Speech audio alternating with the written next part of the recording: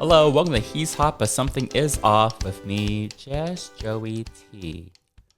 If you're listening to this, that means I did not have time while I was in Asia to record a really fresh episode of the podcast for everyone. A couple episodes ago, I told y'all I was going to Asia for 2 weeks. As you're listening to this, I am in the middle of my Asia trip. But you can see, if you're watching the video version of this podcast, which is available on my YouTube channel, Just Joey T, and also on Spotify, you'll see I am where I usually record all my podcasts, which means I'm at home. So there you go. Yeah, I didn't plan to have time to be able to record the podcast on the road, and I didn't know what the internet was going to be like. And it was just the audio. If I did an audio-only podcast like most other ones are, uploading audio is not such a big deal because the files are way smaller than a video version. But yeah, here we go. So yeah, I'm in Asia, probably. Maybe not guaranteed. I have my tickets and everything, but who knows if the flight got delayed or canceled or whatever. I'm probably having a good time. It's more of a work trip than anything else. So yeah, it's always weird to pre-record something, and this is pre-recorded before I go to Asia, because something could have happened between when you recorded something and when it gets published and posted, and maybe it's something really, really big. So something big may or may not have happened by the time you're listening to this that I may or may not should be talking about. So there you go. So I've been talking about cruise/ish travel advice the last feels like several podcasts. So today I'm gonna switch it up a little bit and not talk so much about the travels and cruise and the advice and things like that, even though I know a lot of you love it. But we're just gonna have more of like a old school regular version of the podcast. Because I started this podcast just to talk about whatever I want, honestly. So we're gonna do a little bit of that. I was on a broadcast on something else recently, and like a live stream. I was on a live stream, and I was only planning to do it for like an hour and a half, but I was talking so goddamn much. It was over 2.5 hours total from start to finish. Yeah, so thank God I have this podcast. Anyways, I will talk a little about this trip I'm about to go on, but not in terms of like why I'm going, but like I love to fly. Well, for the most part, flying back from Bangkok over the New Year's because I was sick, that's not pleasant. We just caught the flu or something like the flu. It was really gnarly, whatever we got. Coming back right after New Year's on a plane. I was in the lounge for like 7 or 8 hours, had a long connection, and I was fine in the lounge, not super peppy, but I was like halfway around the world and took one plane and connecting to the other. So it was like, didn't expect to be feeling super duper. Yeah, but it was just super gnarly coming back. Like the flu or whatever it was, it hit hard for most of that flight.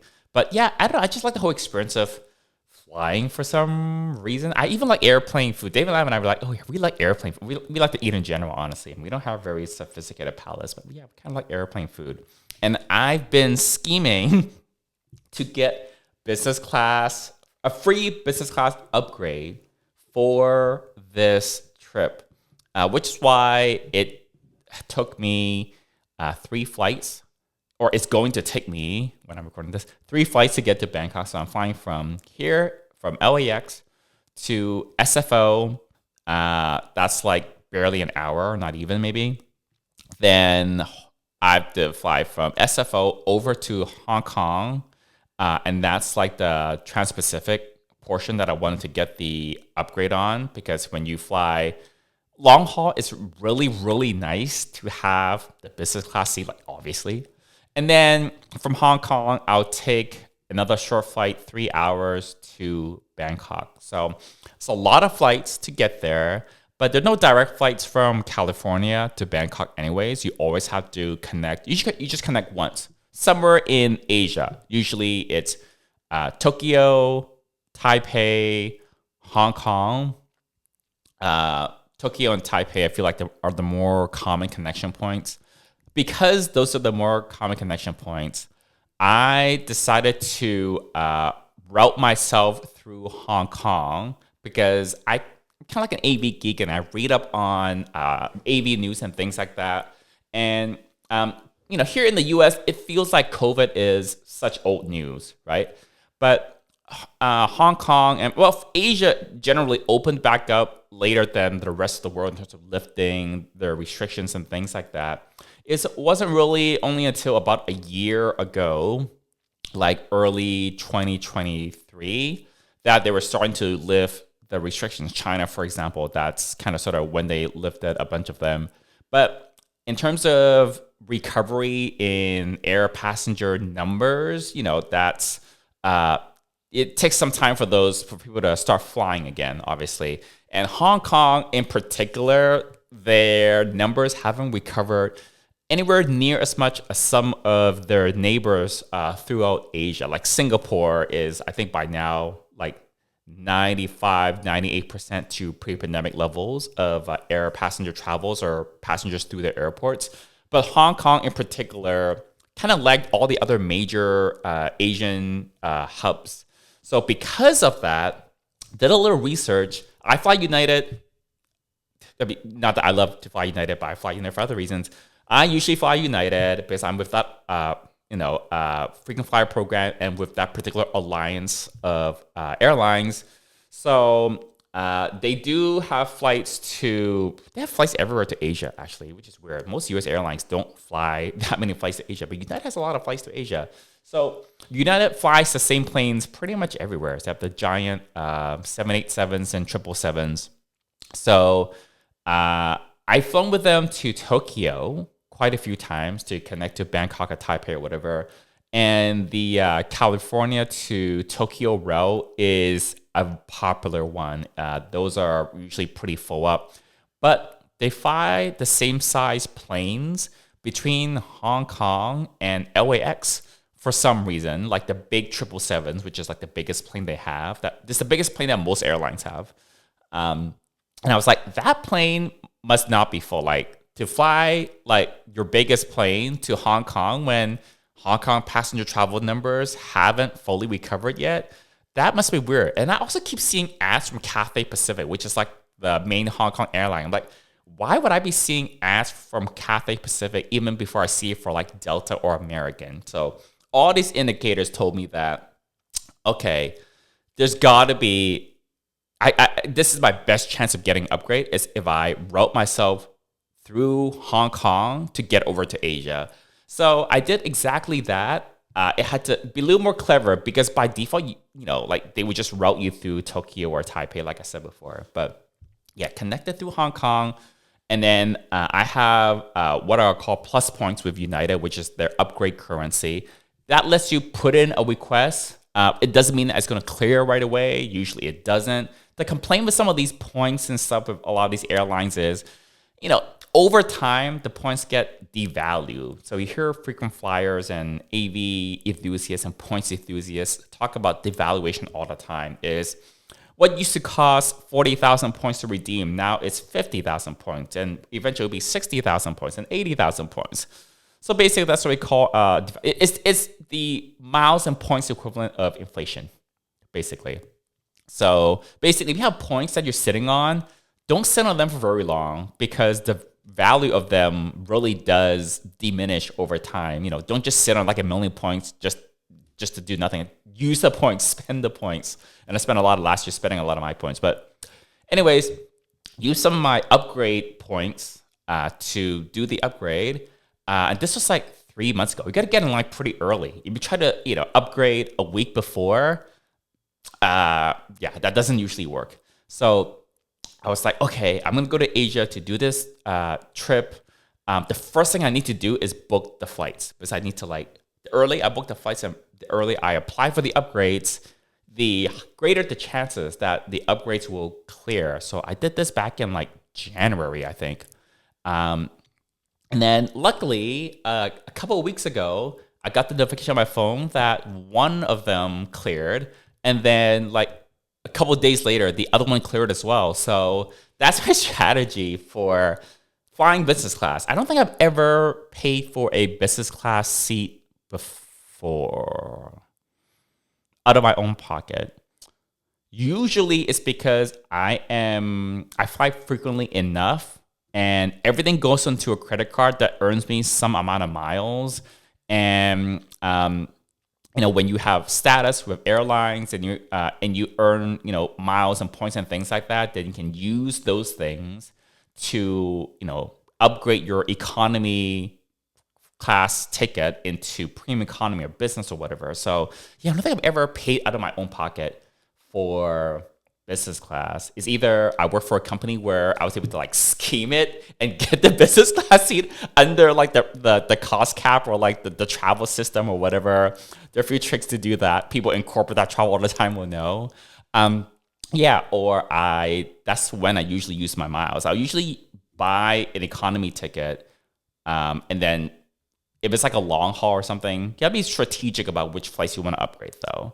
I don't just upgrade every single flight because I don't have a finite amount of points.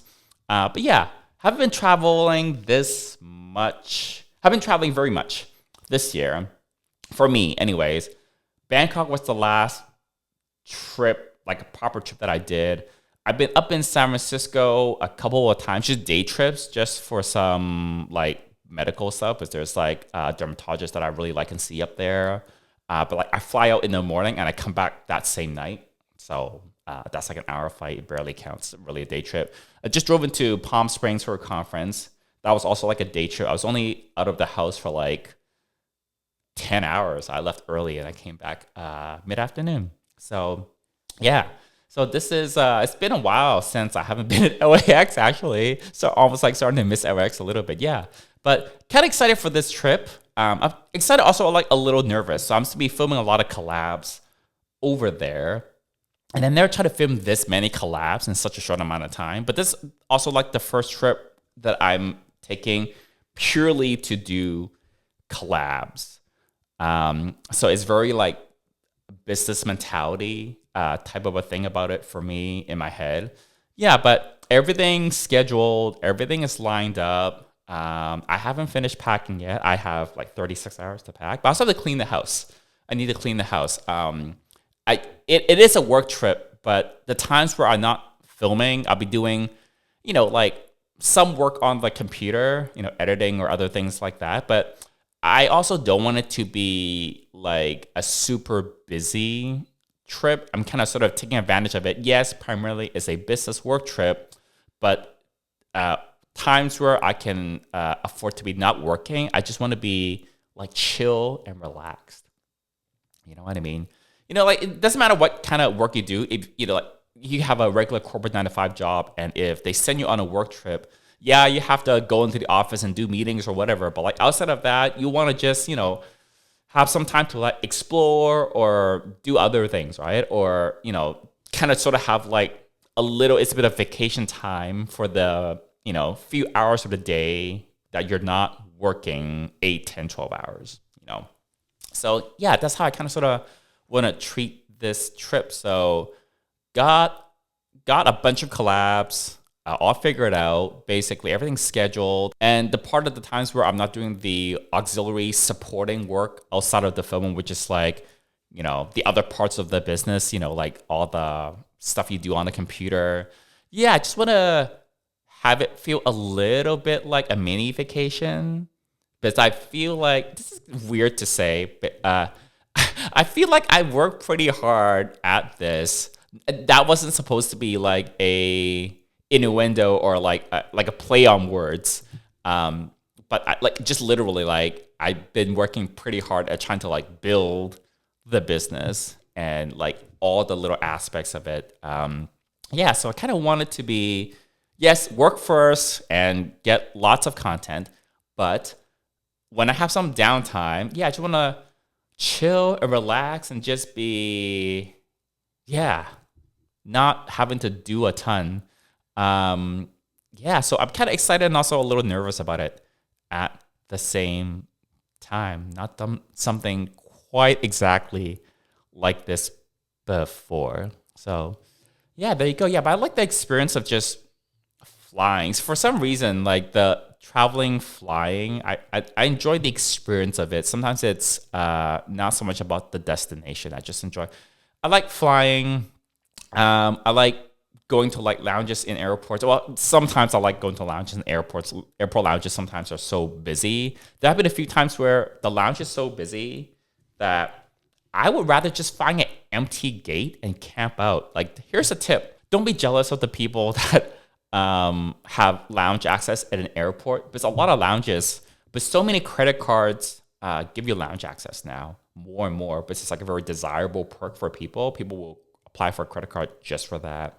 And a lot of times people get there and they have to line up to like, or have a wait list to get in. I've been in that situation because, you know, if there's a wait list or a line to get in, that means inside is jam packed. So depending on how well they do the crowd control, good luck finding a chair to sit on, a place to even have like half a sandwich, things like that. Yeah, there have been times where I've been in a lounge and it's like I have to walk throughout the entire lounge to find like one little chair to sit on and like one little tiny bit of space to put my luggage and backpack down at. So yeah, it's not always the most pleasant experience being in a lounge. Yes, there's food, there's drinks, there's alcohol, that kind of stuff. But in terms of it being a relaxing time, like a relaxing experience, a lounge is not always like that anymore. But yes, there have been times where the lounge is too busy. I'm sick of it. I'm over it. There's always some sort of like empty gate, usually somewhere nearby, where a flight just departed and there's another flight there for another like 2 or 3 hours, and it's like no one's there. It's like you get so much more spread out space and empty gate than in any lounge, even when the lounge is like not crazy busy. So yeah, I do have to stop at. I mean, yeah. So it's kind of like sometimes the lounge is good, sometimes the lounge is bad. Yeah, but I don't know. I'm just fascinated with the whole like air travel concept. I'm fascinated with like the engineering of airplanes. I'm fascinated with like how airlines work. I'm fascinated with like the travel experience, you know. Yeah, so I don't know where I got that from. It's really, really weird. But yeah, even though I travel so much ish, yeah, I still find like novelty and excitement when I step onto a plane these days. Even if it's a plane go from here to San Francisco, that's like, 45 minutes, or when I'm going here on like a 15-hour flight to like halfway around the world. So yeah, so that part I'm looking forward to. Yeah, there you go. All right. Hopefully I am having a good time in Asia. And for those who want to follow me and see if I posted anything on my social media while I'm in Asia, I'm not really great at posting on social media. It's yeah, let's not open that can of worms right now. We're about 20 minutes into the podcast. Maybe for another time. But yeah, feel free to follow me on my social media. Probably the KeyandRyX is probably where I'll be doing most of my updates. So KeyandRyX.com for all of the Keyan related platforms where you can follow me. And who knows, maybe there'll be some juicy updates there that will let you know whether I'm having a good or not so good time while in Asia. But for right now, I just really need to get the rest of my luggage packed. I need to clean the house. David's going to be coming here while I'm away. So like I need the place to be neat. And also just like having a neat place when I come back home from a long trip is just really, really nice. Yeah, so there you go. But until next time, bye.